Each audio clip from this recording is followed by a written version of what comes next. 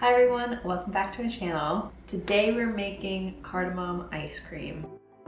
It's super creamy, perfectly spiced, and ice cream is one of my favorite desserts.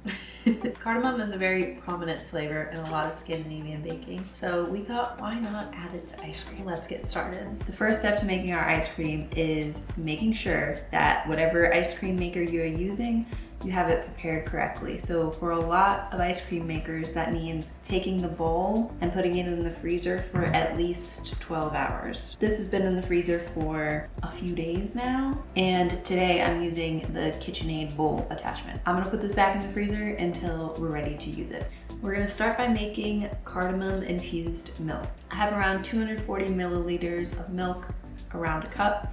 I'm gonna add it to the saucepan and add in 10 to 15 whole cardamom pods.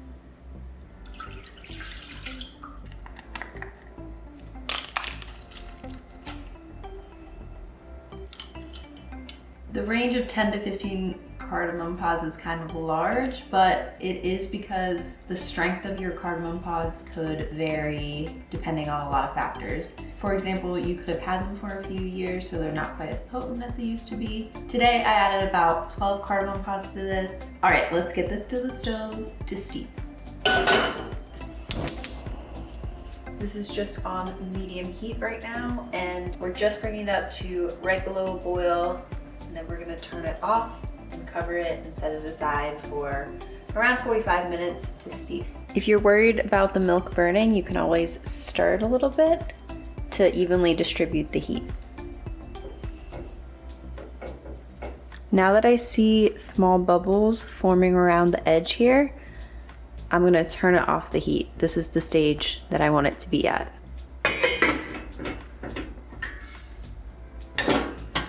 The milk is steep covered for at least 45 minutes.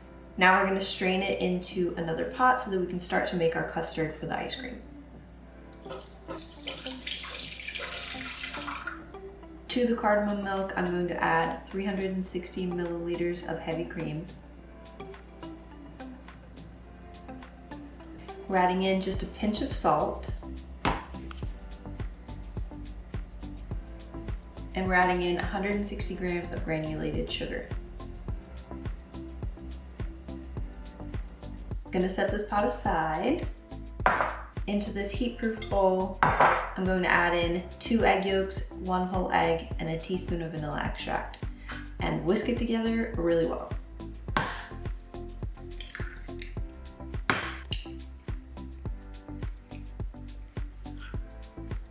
I like to use the pass between 2 sides of a shell method for separating my eggs.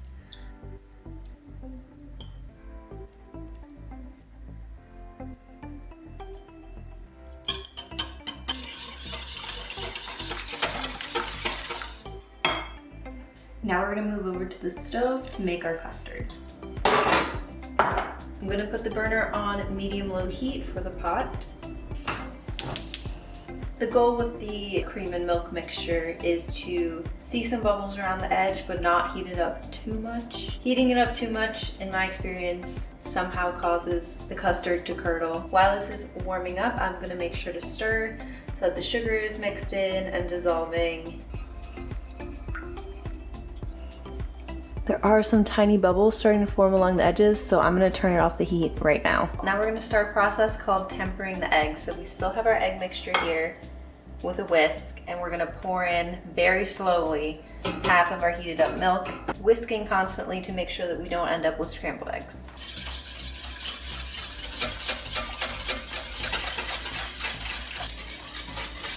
Now that half of the milk and cream mixture has been poured into the eggs, we're going to transfer all of the egg mixture back into the pot with the rest of the milk and cream. You don't have to be as careful this time because the egg should already be up in temperature, but it's still a good idea to keep whisking constantly as you pour it into this pot.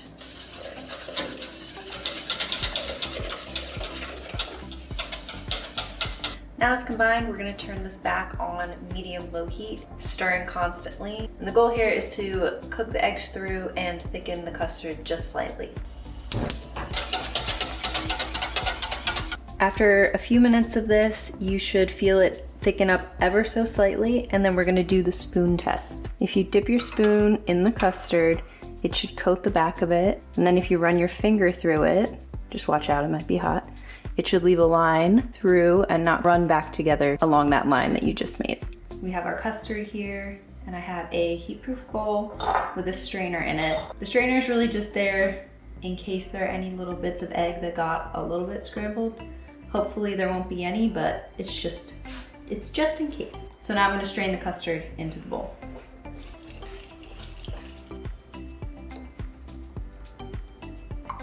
The last thing I'm gonna add is just a few dashes of ground cardamom. It'll give it those nice speckles. It should already have a decent amount of cardamom flavor from the pods, but this is just an extra added bonus.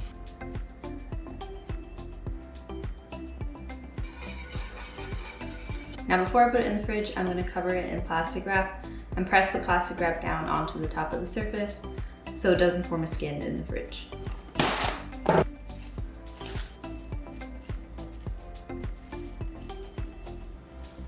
All right, I'll be back when this is fully cooled down in the fridge. The custard has chilled, so now I'm setting up my ice cream machine. I'm using the KitchenAid attachment, but you can just follow the instructions on whichever ice cream machine you have. This one has a attachment to the top and then a scraper that goes around the sides of the bowl. This is my chilled custard, and I'm just gonna transfer it into a pouring friendly container. All right, and then with this machine, I'm gonna turn it on just stir and then pour this in while it's rotating.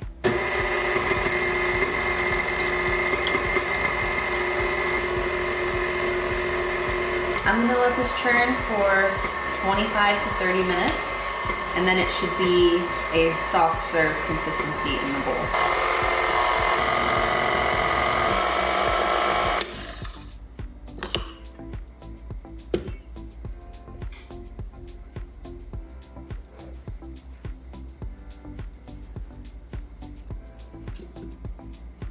I got my churned ice cream. It's a nice soft serve consistency, and I'm gonna transfer it to a container to store in the freezer. It's so cold.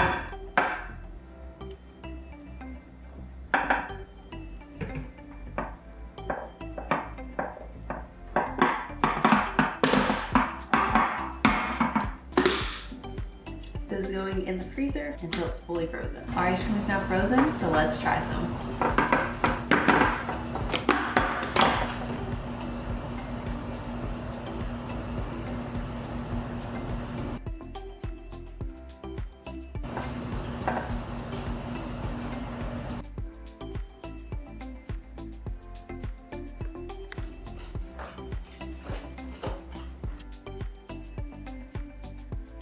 All right, let's try it. You can definitely taste the cardamom. It is so creamy. Perfect for the end of summer, going into fall, the fall spice. Thank you so much for watching this video. We hope you try this ice cream. It's seriously one of our favorites. And we'll see you for the next video. Bye.